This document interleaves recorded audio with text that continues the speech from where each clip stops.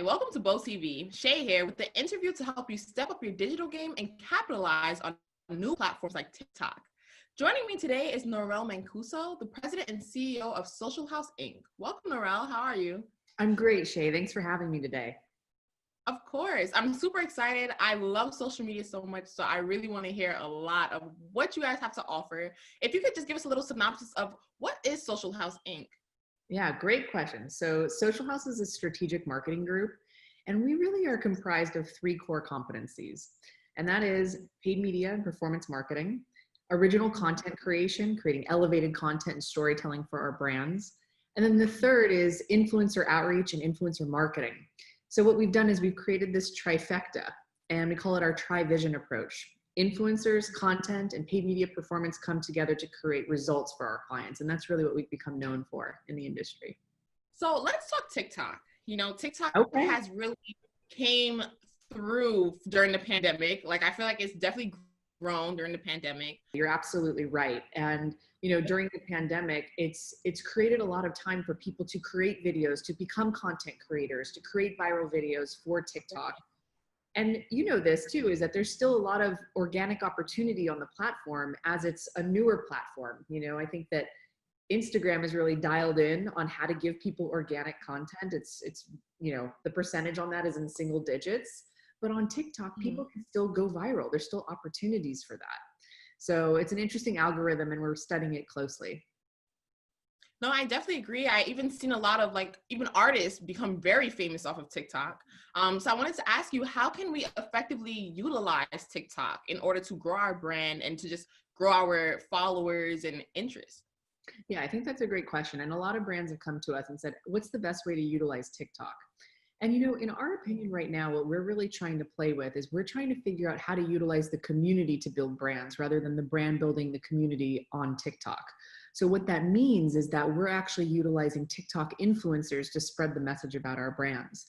And there are so many up and coming influencers on TikTok that a lot of them are willing to go the extra mile to build their following and to have that content, as well as make a little extra, dough on the side. But I think that it's really important to utilize the community. The best content creators already exists there. So we've been engaging those influencers to create content for our brands.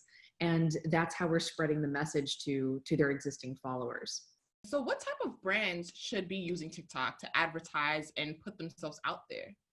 I can be honest, I think any brand can. I think it's a matter of how creative can you be. I saw a power washing company, they power wash sidewalks, have an influencer power wash a sidewalk. And it was the funniest thing I've ever watched. But it was a local company, a local business that got creative. And they said, hey, listen, we know that this is kind of a hard job. It's like, I don't know if you've ever seen, Micro's Dirty Jobs. It was kind of like a scene like that. They're spraying down the sidewalk and they were trying to do it. And the message was, this is hard to do, but it's important to do. Look at how clean your sidewalk can be. But it's that kind of creativity. It doesn't have to be the sexiest brand. It can be anything because you're showcasing content for real people. And that's the beauty, I think, of TikTok, Shay, is that it's for real people. It's showing real things. And that seems to be the trend. It's not about the polished content anymore. It's about the realness of content. And that's what TikTok delivers. Right. Relatable content is very, very important. I've seen even Chipotle has been doing a lot of relatable content on TikTok as well. That's been getting a lot of the audience to engage with them. So what mistakes are people making when it comes to jumping into a new social platform? Great question. I think one of the things is that when people start in social media, they think that they need to be everywhere at once. And the honest truth is you should only be on the platforms that that you have resources for, that you're knowledgeable of, and that you have the ability to continue to grow. Don't think short-term strategies with social ever. It's a marathon. It's not a sprint. So you have to think about that, right? You're like, what is your capabilities in terms of managing a platform such as TikTok or Instagram or whatever else? So when you're going into social media as a brand, don't think you have to be on everything, but whatever you're on, be the best at it you can be, and then slowly grow from there once it's under, once you have the strategy down and all of that. The other thing I wanted to say, Shay, is that everything, like at Social House, we start with strategy first, content second. I can always tell when people don't know a lot about social, which is okay. It's fine, but because they always ask me, Social House, what is the content going to be? When in fact the question should be, what's the strategy? How are we approaching this? What's the methodology? Then you create content second. So I think that's a really important way for people to start thinking is strategy first, content second. No, that's definitely very smart. I'm actually a YouTuber as well, so I think that I'm taking that in. So I hope a lot of people watching this interview does take in that kind of gem. So what platforms, we're talking about TikTok, we're talking Instagram, Facebook, Snapchat, all of the above.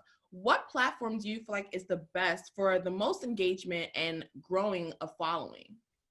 It depends on the investment the brand is looking to make. There are some amazing ad platforms out there on both Facebook and Instagram that can get you the reach and following that you need, but are you willing to pay for it? Organic engagement on Facebook and Instagram, specifically Facebook, is less than 6%. So if you post a piece of content on your social media, specifically Facebook, let's say, only 6% of your audience will ever see that content or be served that organic post. So what people are doing is they're boosting those posts or they're putting paid media dollars behind it to get further reach to new audiences. So paid media is an opportunity to reach an exponential amount of people on Facebook and Instagram. And it just depends. Is your company willing to make that investment? In my opinion, paid media is mandatory, specifically on those platforms and even on things like LinkedIn or Pinterest or even, YouTube. It's a pay-to-play world, so make sure your marketing dollars are allocated towards specific, paid media funds as well, because you're going to need it. It's just the way the algorithm has been designed. Wow. Thank you so much for joining me, Narelle. Like, you really dropped a lot of gems for everyone interested in social media, honestly. Do you have any last tips that you can give to anyone interested in even just opening a new platform? Maybe they have a Facebook and want to open an Instagram. Yeah. Remember this, innovation in anything that you do as a company is a process of trial and error. You're going to have a lot of trial. You're going to have a lot of errors before you get it right. But if you go into it with the right strategy and you ask yourself, why would anybody want to follow me on social? And you have a solid reason, you're ready to launch your first platform. So remember that. You got to really think it out first. Start with the strategy first, content second. Yes, strategy first, content second. I love it. Thank you so much, Narelle. Thank you for tuning in. And this has been Bold TV. I'm your host, Shay, and we'll see you again.